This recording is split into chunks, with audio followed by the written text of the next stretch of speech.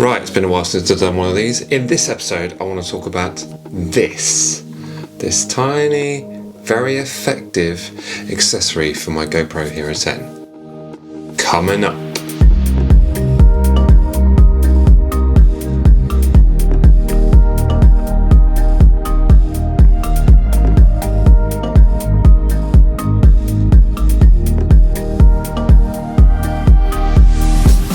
Right, as the world has started to open up, I actually had the opportunity to go out to the mountains with a good mate of mine.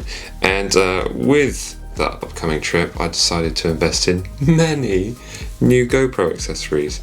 I got a little bit excited. I'm not lying, I bought a lot.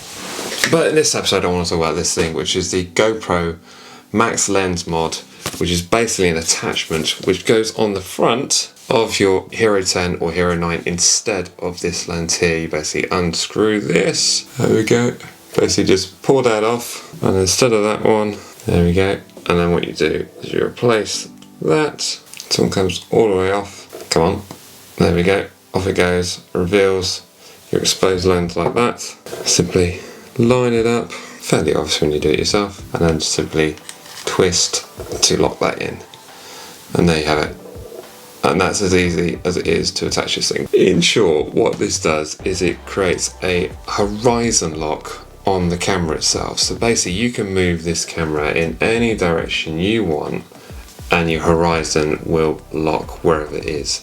So what that then basically means is that you can be doing some extreme sports, snowboarding, whatever it may be, and your camera can be going crazy and basically the horizon is locked, so you get this super smooth, very pleasing image, of which I got a few shots like this. And the big thing for me was the fact that I was able to capture images that it was what my eyes saw, in the sense that when I was looking down a pristine snowy field, that is what my eyes saw, rather than this weird angle that I happened to have my arm in, sort of pointing the camera at. So that was, yeah, very good. You are restricted to 2.7K at 60 frames per second, because basically what it's doing is it's shrinking it down on the sensor, and meaning that you can completely rotate it so it digitally holds it in place. Of course, if you had 4K or 5.3K, it would have the whole of the sensor being used, and then it would also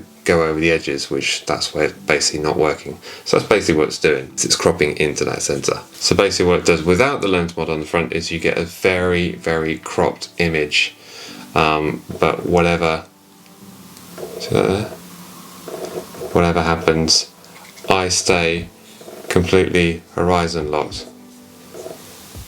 Look at that. So effectively all the lens mod is doing is enabling you to get a super wide image on the same sort of spectrum. So instead of seeing this super cropped in image, you're getting more of the image squeezed on to a smaller part of the sensor, and that's effectively how it does it. Look at that.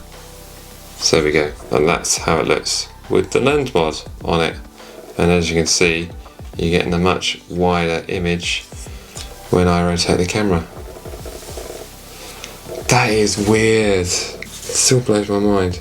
So the biggest question is it worth it?